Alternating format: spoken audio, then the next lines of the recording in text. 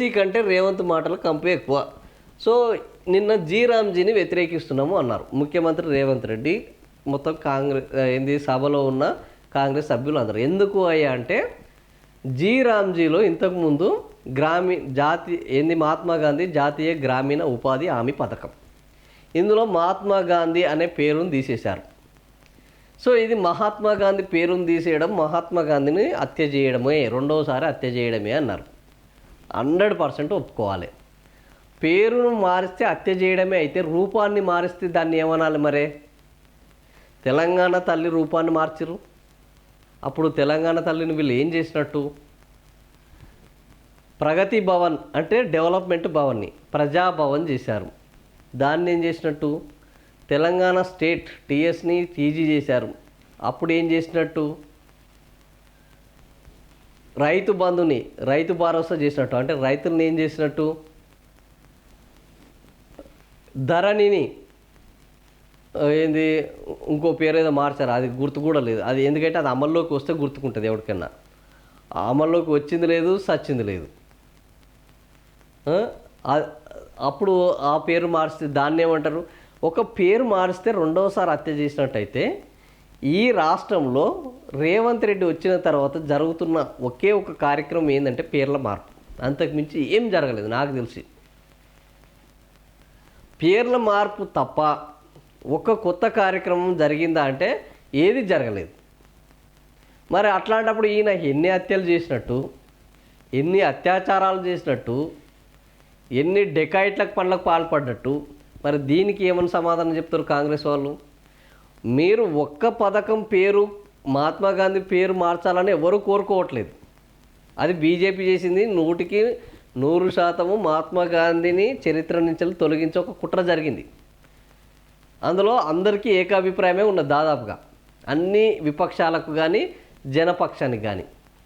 మరి మీరు అదే పని చేస్తే మరి మీ విషయంలో కూడా అదే అభిప్రాయం కలుగుతుంది కదా.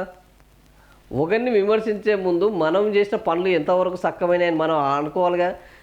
మనం చేస్తున్నాం సంసారం, అవతల చేస్తున్నాం వ్యభిచారము అని అంటే రేపు ఎవడైనా మనని ఏం చేస్తాడు? సో అంటే రేవంత్ రెడ్డి యొక్క ద్వంద్వ ప్రమాణాలకు అంటే నేను ఏం మాట్లాడినా చెల్తుంది. నేను ఇట్లనే మాట్లాడతా. నేను ఇష్టం వచ్చిన హామీలు ఇస్తాను, అమలు చేయను. నేను మొత్తం కోతలు కోస్తాను, ఒక్కటి కూడా దాన్ని నెరవేర్చను.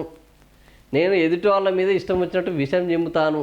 ఉన్న విషం అంతా విషం చిమ్మడము అనేది అవతల కళ్ళల్లో ఉండదు, కడుపులో ఉండదు. ఫస్ట్ విషం అనేది మన దగ్గర ఉంటుంది. యద్భావం తద్భవతి అంటే మనలో విషం ఉంటే ఎదుటి వాళ్ళలో విషం ఉన్నట్టు కనబడుతుంది, మనలో మంచి ఉంటే ఎదుటి వాళ్ళలో మంచి ఉన్నట్టు కనబడుతుంది. రేవంత్ రెడ్డి మంచి చేస్తాడని ఈ జనాలు అందరూ తీసుకొని వస్తే 2 ఏళ్ళుగా అయిపోయింది, ఏం మంచి చేయలేదు. 2 ఏళ్ళ విలువైన కాలం కంప్లీట్ చేసేసి ఇప్పుడు కేంద్రం తీసుకొచ్చిన ఉపాధి హామీ పథకం పేరు మార్చడము, గాంధీజీని హత్య చేయడము. సో దీన్ని పునరుద్ధరించాలి. కేంద్రం 125 రోజుల పనులు కల్పిస్తానన్నది అది లేదు. దాని మీద తీర్మానం చేయడం బాగానే ఉన్నది, పునరుద్ధరించాలన్నది బాగానే ఉన్నది. అక్కడ కార్మికుల యొక్క ఉపాధి గ్యారంటీ ఇవ్వాలనడం బాగానే ఉంది ఇంతవరకు. ఈ పేరు మార్చడం వల్ల దీని యొక్క లక్ష్యం నీరుగారిపోతుంది అన్నారు చూసినావా. అక్కడ మనం కూడా అదే ఆలోచించాలి. పేరు మార్చడం వల్ల ఏ వ్యవస్థలో మార్పులు పెద్దగా రావు. పేరు మార్చడం వల్ల ఏం జరుగుతుంది అంటే వాళ్ళకున్న ప్రాధాన్యతను తగ్గించే ఒక కుట్రకు తప్ప, మన కడుపులో విషం ఉండి మన మైండ్లో విషం ఉంటే ఈ పేర్ల మార్పు జరుగుతుంది తప్ప అదర్వైజ్ పేర్ల మార్పుకు పెద్ద ప్రాధాన్యత ఏం లేదు. సో నిన్న ఈయన పేర్ల మార్పు మైండ్ సెట్ ఏంది అనేది నిన్న ఆయన ద్వంద్వ విధానము ఈ రామ్జీ తోటి బయటపడ్డది. ఇన్ని రోజులు పేర్లు మారుస్తున్నాము, కేసీఆర్ గుర్తులు లేకుండా చేస్తున్నాను అని చెప్పుకున్న ఈయన మహాత్మా గాంధీ పేరు మార్చడంతో పేర్ల మార్పులో ఎంత అన్యాయం జరిగింది అని అక్కసంతా వెలగక్కున్నారు. మరి తెలంగాణ విషయంలో కూడా ఇలాంటి పేర్ల మార్పు జరుగుతుంటే మరి తెలంగాణ ప్రజలకు కూడా అంతే కోపం వస్తుంది కదా. తెలంగాణను సాధించిన దాంట్లో నువ్వు లేవు, తెలంగాణ ఉద్యమంలో లేవు, తెలంగాణను బాగు చేస్తామన్న నమ్మకాన్ని ఇప్పటివరకు కల్పించలేకపోయాం.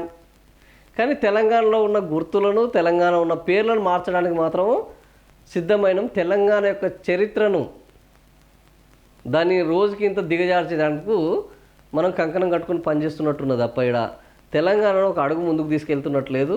సో ఇట్లా జీరామ్జీ పథకాన్ని పేరు మార్చడంలో రేవంత్ రెడ్డి యొక్క ద్వంద్వ ప్రమాణాలు ఏ విధంగా ఉన్నాయనేది, పేరు మార్చడాన్ని ఈయన వ్యతిరేకిస్తే మరి ఈయన మార్చిన పేర్లను కూడా జనం ఎందుకు వ్యతిరేకించకూడదు అనేదానికి కాంగ్రెస్ వాళ్ళు మరి సమాధానం చెప్పాలి.